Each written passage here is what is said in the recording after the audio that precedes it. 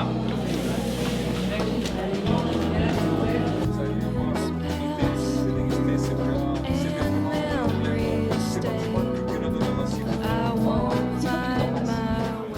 C'est grâce à vous que Anapia est toujours là et vraiment je vous dis merci à tous.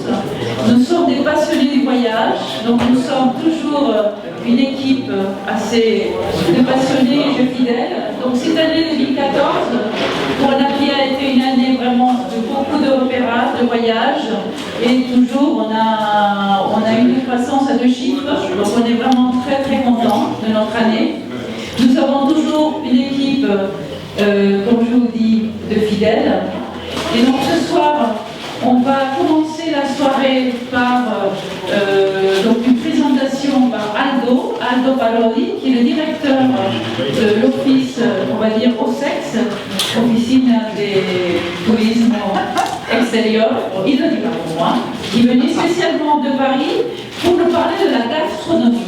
Parler de gastronomie en France, c'est un peu difficile parce que la France est donc le pays de la gastronomie mondiale, le leader, des bons gourmands. Mais quand même, le Pérou s'est beaucoup développé dans les dernières années dans la gastronomie et vous allez voir pourquoi. Notre gastronomie est très diverse. Pourquoi? Parce que dans notre pays, à 85 climats des 110 climats du monde, c'est un pays divers en ce qui concerne la géographie, et aussi parce qu'à travers les années, on a eu beaucoup de migrations à partir de l'arrivée des Espagnols. Donc ce sont les Espagnols, la prochaine, qui nous ont donc emmené les premières produits d'autres géographies du monde et qui nous ont emmené aussi de savoir-faire de la friture, les cuissons, la préparation des desserts et la marinade. Je suis parti au Kerala, en Inde du Sud. J'avais fait déjà un voyage en Inde du Nord, mais il y a bien longtemps. Et donc, Anapia, avec l'aide d'Anapia, on a organisé quelque chose dans l'Inde du Sud, au Kerala, à côté de Cochin, et au sud de Cochin, là, au backwaters, là où il y a de l'eau un peu partout, et on se balade en bateau hôtel. Et c'était tout à fait agréable et intéressant. Le Kerala, comme vous le savez, c'est peut-être un endroit où il y a beaucoup d'épices. Et ma fille, justement, l'année d'avant, était allée au Kerala, et c'est elle qui nous a offert ce voyage, avec l'aide d'Anapia. Autour de gens qui ont un caractère, qui ont quelque chose à dire. Et on en a vu, c'est ce que je présenterai tout à l'heure d'ailleurs, quelques éléments, des gens qui sont intéressants. Donc c'est plutôt un voyage humain, on va dire, avec Anapia. Vu le nombre de personnes qu'elle a autour d'elle en ce moment, c'est une activité qui est plutôt en croissance et en forte croissance. Donc il y a de l'innovation à Anapia, je crois qu'elle fait il y a pas mal de créativité qu'elle va nous présenter ce soir. Et donc bon courage pour la suite. On est allé chez l'habitant carrément. Alors tout d'abord, je tiens à féliciter Sylvia pour son organisation. C'était vraiment très bien, très minuté. Il n'y a pas eu de problème majeur. Des surprises aussi. Des surprises, je vais vous en parler. Et on a, vu une ville de New York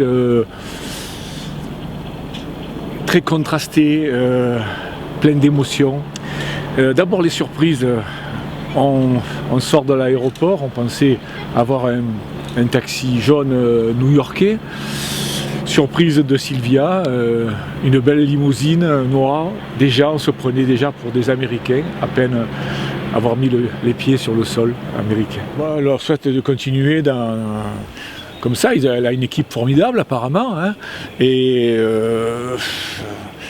bon, je pense qu'on va y retourner, c'est certain, parce que ma femme et moi, on est des voyageurs depuis très longtemps déjà. On a fait beaucoup de pays. C'est la première fois qu'on fait ça avec Sylvia. On a des projets pour l'année prochaine avec elle. Mon épouse voudrait le Pérou.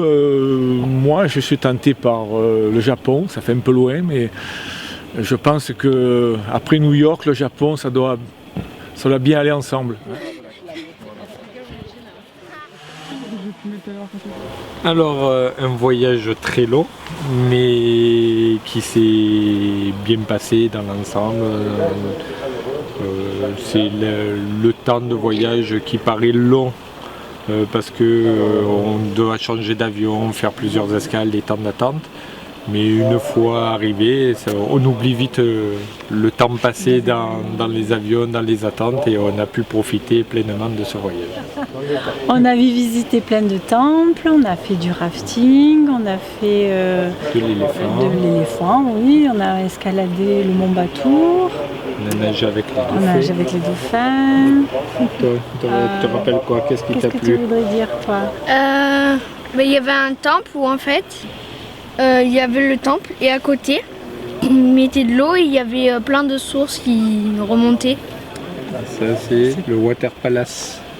Et il y avait comme de la poussière noire qui remontait. Nager avec les dauphins. Ouais.